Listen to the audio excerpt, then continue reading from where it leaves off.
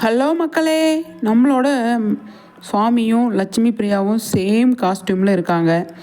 என்ன அப்படின்னு சொல்லி தெரியல. என்ன ஸ்பெஷல் டேவாக இருக்கும் அப்படின்னு சொல்லி தெரியல. ஸ்பெஷல் டே அப்படின்னு போட்டிருக்கு. நாளைக்கான எபிசோடில் எதுவும் வருமா அப்படின்னா வர சான்ஸ் இல்லை. அடுத்த வாரம் ப்ரொமோ வர்றதுக்கு நிறைய சான்ஸ் இருக்குது. ப்ரொமோவில் தான் நமக்கான விஷயங்கள் நம்மளோட சுவாமி லட்சுமி பிரியா பற்றி வரும் அப்படின்னு சொல்லி தோணுது.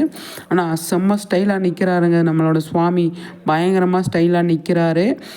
அது மட்டும் இல்லாமல் அடுத்த வாரம் தான் செம்மையாக இருக்கும் அப்படின்னு தோணுது. விஜய் காவேரியோட சீன்ஸ்லாம் அதிகமாக இருக்குது. கிட்டத்தட்ட ஒரு 2-3 வாரமாகவே அவங்கள வந்து நம்ம டைரக்டரும் ரைட்டரும் சேர்ந்து பிரித்து வச்சு விகா ஃபேன்ஸ்லாம் வந்து கொஞ்சம் மயக்கத்தை கொஞ்சம் டென்ஷன் ஆகிற அளவு வச்சுருந்தாங்க. இந்த மாதிரி ஃபோட்டோஸ்லாம் விட்டு கொஞ்சம் அவங்க வந்து கொஞ்சம் தெளிவாயிட்டாங்க அப்படின்னு தான் சொல்லணும்.